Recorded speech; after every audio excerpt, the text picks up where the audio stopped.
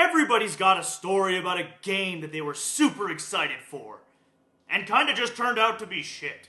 There's a lot of crappy games coming out, and a lot of hype for them. I think the most damning of all of these, though, has got to be Watch Dogs. I mean, I remember watching that E3 trailer back in 2012. It's fucking amazing. The graphics were incredible. It just looked goddamn awesome.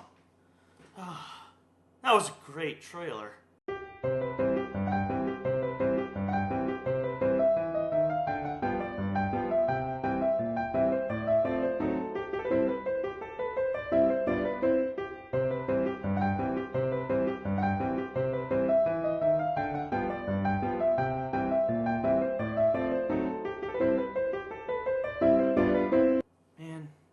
You're so innocent and naive those days. Fuck. If you didn't get to experience firsthand what it's like to be handed a delicious cake, only to find out it's a bunch of cinder blocks and bathroom grout, well, let's talk about it now, and see what the fuck happened with Watch Dogs, and why hype is so poisonous to this industry. Watch Dogs was the hotly anticipated and kinda lukewarmly received game about hacking the planet.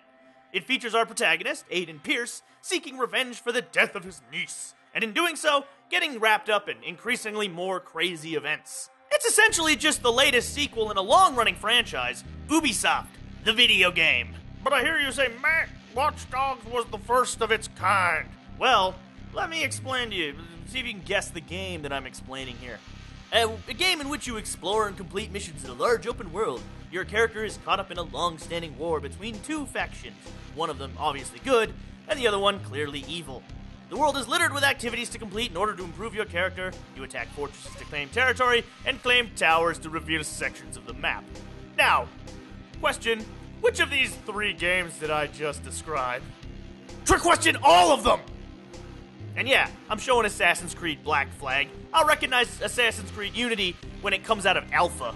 Oh, Jesus, fuck, what the fuck? Ugh, no thank you. Nope, no! The game's got all of your favorite Ubisoft mechanics. Parkouring around, sneaking, brutalizing enemies with weird weapons that you can hide really easily, climbing puzzles, which in this one are replaced by camera hacking puzzles, which are basically the same thing, where you jump from one perspective to another. Driving's here from Far Cry, although Aiden has this tendency to launch every time his vehicle starts moving, like every stoplight is a drag race. Hacking, though, is the game's main draw, and usually consists of the aforementioned camera puzzles, blowing things up in the environment to stun or kill enemies, or blowing things up while driving really fast to take out pursuers. There are puzzles solved through the hacking system, and it feels very video gaming to me.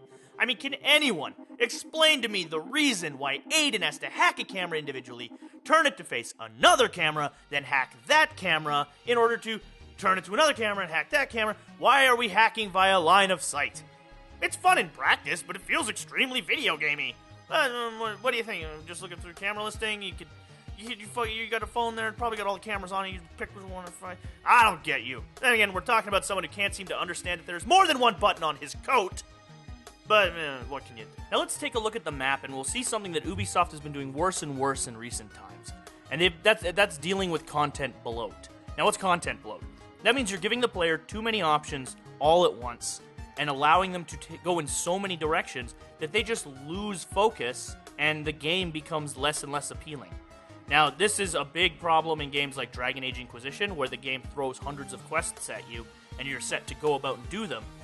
And in Watch Dogs, it's also a big issue, because you have so many side activities scattered around the map, and you're constantly being reminded of them with a little content box at the top corner that says, hey, there's a criminal convoy over here, you go do that. You just go do that.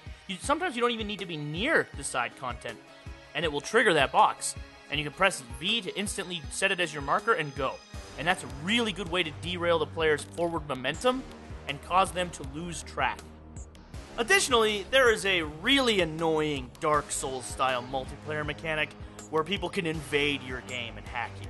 More often than not, the invasions happen at the worst possible time, like just before entering a mission, just to completely fuck up your forward momentum. You've completely lost track of what you're doing by the end of it because you spent the last 5 minutes trying to kill some dude.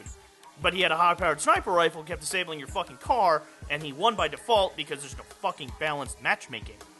Thank God you can disable it. All that said, though, Watch Dogs is actually a pretty fun game. I mean, the gunplay is really well designed, the driving is really well designed, the hacking is fun, The puzzles are interesting and complicated in some cases.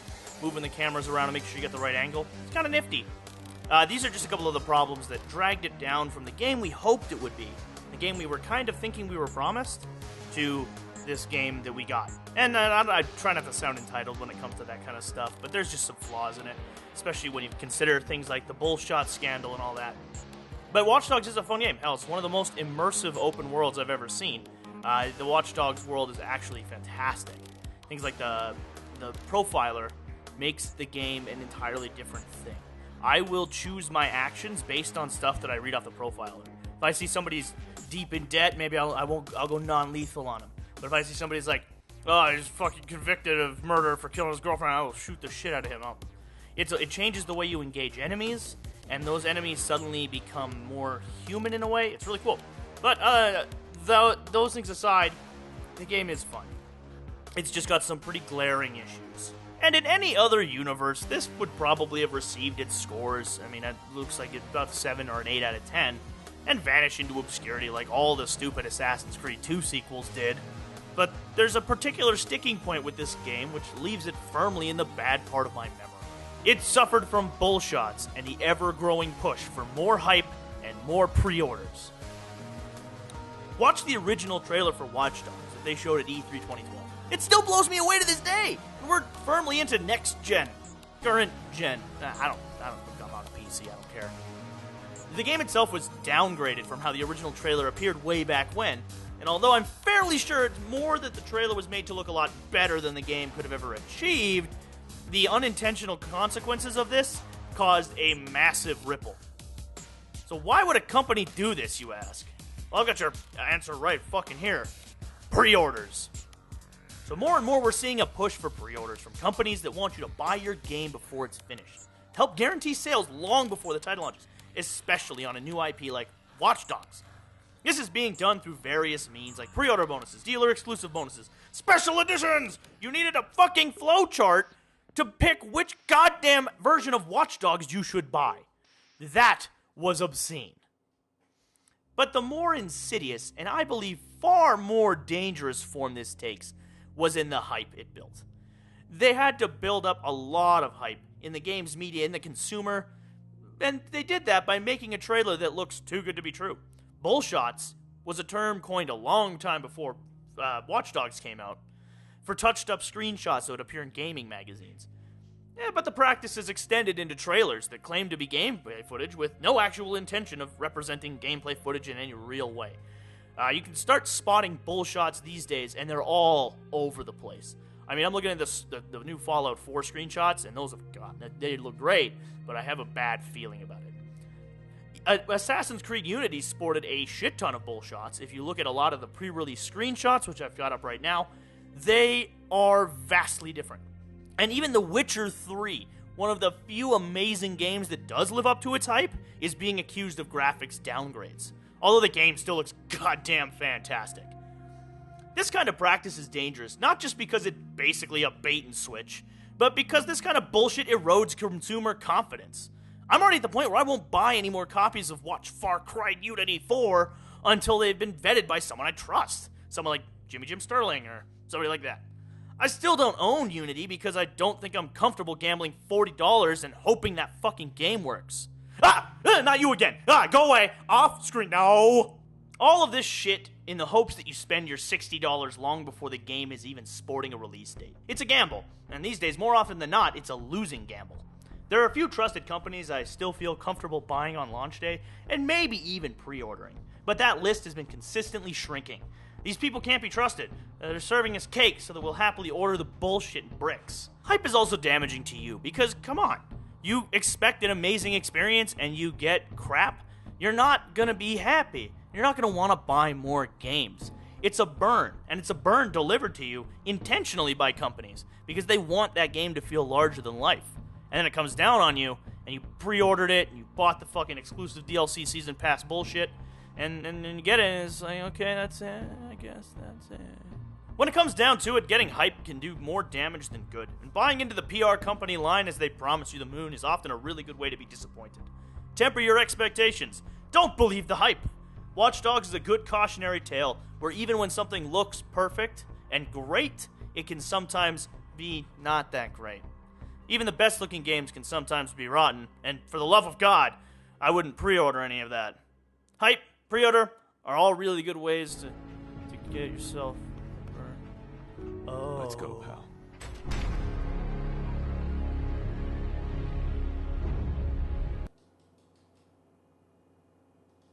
I need it!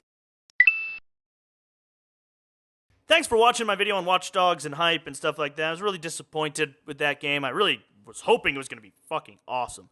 But then again, that's just me. We also just hit our first 100 subscribers here on the Orange Hatter a few days ago, and I was really excited. I was going to do a video, but I think I'm just going to do a bonus new video with it. It's not just a little vlog of me saying, thanks for subscribing, you guys are awesome. Oh, even though I'm saying that right now. You guys are awesome, though, and I love every one of you. Every one of those views, every one of those comments, every one of those likes, they're all a huge deal to me. If you're not subscribed up, I would love if you did it. If you enjoyed this video and enjoy more content like this, well, I'm doing it all the time, and I love doing it. So please, check out the channel, check out some other videos. Thank you very much for watching. You're awesome, and I'll see you later on. Have a good one. I'll be Tater tots. God damn it.